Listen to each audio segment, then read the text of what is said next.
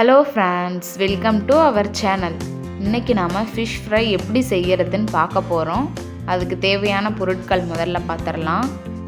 Cornflour 2 spoon எடுத்துக்கோங்க, garam masala 1 spoon எடுத்துக்கோங்க, மல்லித்தூள் 1 ஸ்பூன் எடுத்துக்கோங்க, தனி மிளகாத்தூள் 2 டேபிள் ஸ்பூன் எடுத்துக்கோங்க, மஞ்சத்தூள் கொஞ்சமாக எடுத்துக்கோங்க, இஞ்சி பூண்டு பேஸ்ட் 2 ஸ்பூன் எடுத்துக்கோங்க, உப்பு தேவையான அளவு எடுத்துக்கோங்க, 1/2 லெமன் எடுத்துக்கோங்க. இப்போ மசாலா எல்லாத்தையும் சேர்த்து நம்ம பிசைஞ்சிடலாம்.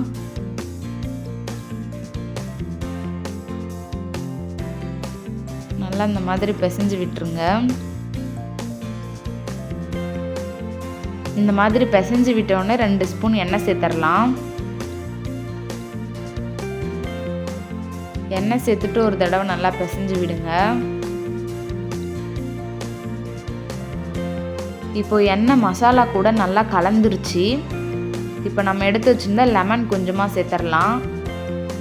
நான் 1/2 லெமனில் கொஞ்சமாக தான் லெமன் ஜூஸ் சேர்க்குறேன்.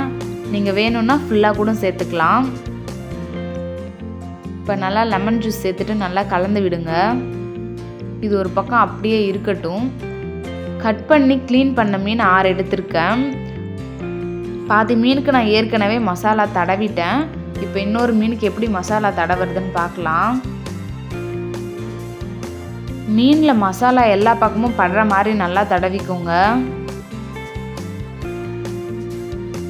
இந்த மாதிரி சைடில் உள்ளார எல்லா பக்கமும் மசாலா நல்லா படுற அளவுக்கு நல்லா தடவிக்கோங்க.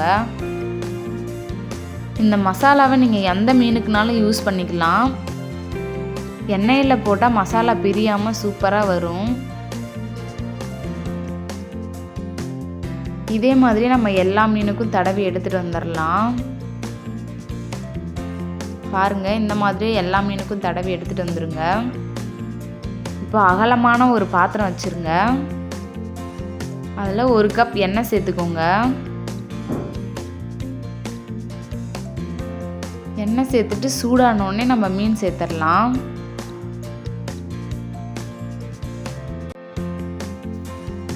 இந்த மாதிரி ஒரு மீனாக சேர்த்துடலாம். இந்த மீன் எடுக்கிற வீடியோ என்னால் எடுக்க முடியல. இப்போ இன்னொரு மீன் சேர்த்துடலாம். இது எப்படி எடுக்கிறதுன்னு பார்க்கலாம்.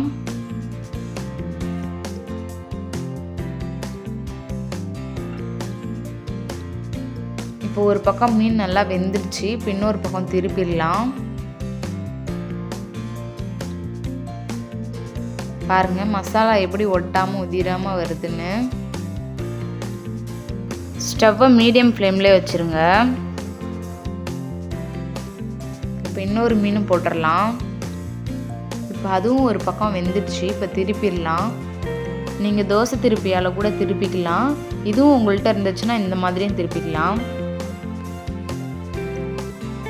இப்போ மீன் நல்லா வெந்துடுச்சு. இப்போ கருவேப்பிலை மீன் மேலே வச்சிடலாம். இந்த மாதிரி மீன் மேலே கருவேப்பிலை வைக்கும்போது நல்லா வாசனையாக சூப்பராக இருக்கும்.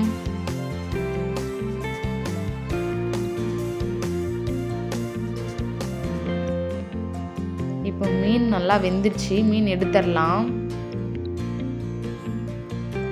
இப்போ ஒரு பிளேட்டில் வச்சிடலாம். மசாலா உதிராமல் எவ்வளோ சூப்பராக இருக்குன்னு பாருங்கள். இப்போ இன்னொரு மீனையும் எடுத்துடலாம். இப்போ இதே மாதிரியே நம்ம மசாலா தடவி வச்சுருந்தா எல்லா மீனையும் செஞ்சு எடுத்துகிட்டு வந்துடலாம். மசாலா உதிராமல் எண்ணெய் எவ்வளோ க்ளீனாக இருக்குன்னு பாருங்கள். இந்த மீனை பார்க்கும்போதே சாப்பிடணும்னு தோணுதில்ல. வெளியே எவ்வளோ முருகலாக இருக்குன்னு பாருங்கள். உள்ளே சாஃப்டாக இருக்கும். உள்ளே எப்படி வெந்திருக்குன்னு பாருங்கள். எப்படி மீன் வெந்து சூப்பராக இருக்குன்னு பாருங்கள். இந்த ஃபிஷ் ஃப்ரை உங்களுக்கு பிடிச்சிருக்குன்னு நினைக்கிறேன். இந்த ஃபிஷ் ஃப்ரை உங்களுக்கு பிடிச்சிருந்தா லைக் பண்ணுங்கள், உங்கள் ஃப்ரெண்ட்ஸ் அண்ட் ஃபேமிலிக்கு ஷேர் பண்ணுங்கள், சப்ஸ்கிரைப் பண்ணுங்கள். தேங்க்ஸ் ஃபார் வாட்சிங்.